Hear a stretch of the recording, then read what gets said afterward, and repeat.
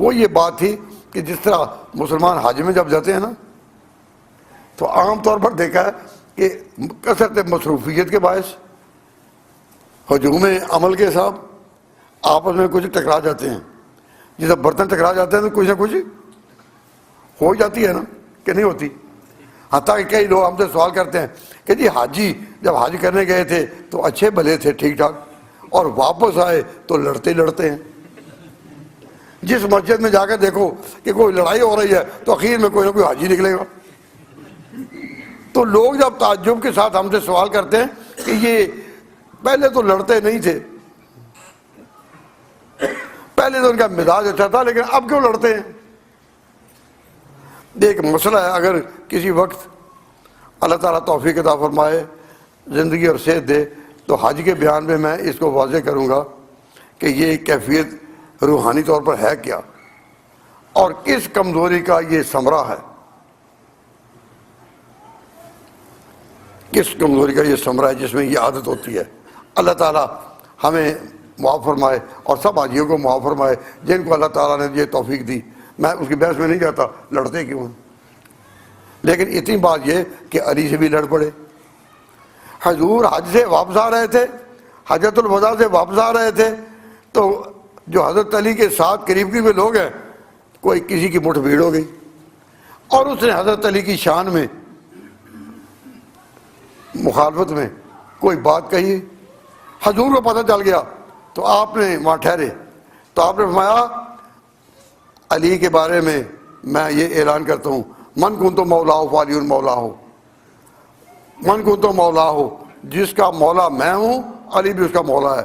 جو مجھ سے پیار کرتا ہے وہ علی سے بھی پیار کرے. تو وہ جو علی سے لڑنے والے تھے ان کا منہ بند ہو گیا, ان کا منہ بند ہو گیا. اور پھر ایک بھائی چارہ حضرت علی کے اور اس کے درمیان ہو گیا. تو جو غدیر قوم میں اعلان تھا وہ خلافت کا تھا یا ولایت کا. ولایت کا معنی ہے محبت اور دوستی, محبت اور دوستی. تو حضور کا جو اعلان تھا وہ دونوں میں محبت قائم کرنے کا تھا یا نہیں؟ کیوں؟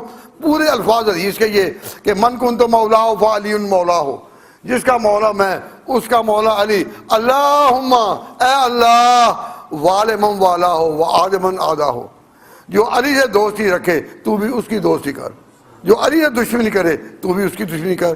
تو حضور کا یہ اعلان اعلان ولایت ہے یا اعلان خلافت؟ ہمارے اعتقاد میں یہ اعلان ولایت ہے کہ حضور نے نام لے کر کہا کہ جو میرا دوست ہے وہ علی کا بھی دوست ہو. اب تھا تو اعلان ولایت, تو لوگوں نے اس کو بلا دیا کہ اعلان خلافت. بھائی اگر اعلان خلافت ہے تو پھر مسلمانوں کو آگے شورا کی ضرورت تھی. تو سقیفہ بنی ساعدہ میں جہاں ابوبکر صدیق کا انتخاب عمل میں آیا تو وہاں مسلمانوں کو جمع ہونے کی کیا ضرورت تھی اگر خلافت کا فیصلہ ہو چکا تھا. پھر کبھی کہتے ہیں کہ جی حضور نے بستر علالت پر کہا تھا کہ قلم دعات لاؤ میں لکھ دوں کہ جانشین کون ہو, معاذ اللہ. تو اس کا معنی یہ کہ اگر حضور نے مدینہ آ کر یہ کہا کہ قلم دعات لاؤ میں لکھ دوں تو اس سے کیا یہ نہیں نکلتا کہ معلوم ہوا کہ ابھی تک کوئی نہیں فیصلہ تھا. اگر کوئی فیصلہ کیا ہوتا تو پھر یہ کہتے. تو ایک بات یاد رکھیں کہ جھوٹ کے پاؤں نہیں ہوتے, یہ صرف سچ کی شان ہے کہ اپنے پاؤں چلتا ہے. سچ کی شان ہے اپنے پاؤں چلتا ہے, اور جھوٹ کو چلانے کے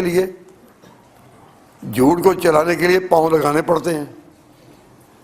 تو جب آپ ذاکروں کو یہ کہتے ہیں جی راوی کہتا ہے, مدد سے ہوتی ہے اور کہتے ہیں راوی کہتا ہے, اور جھوٹ کے پلندے سامنے آتے ہیں یہ کہتا ہے.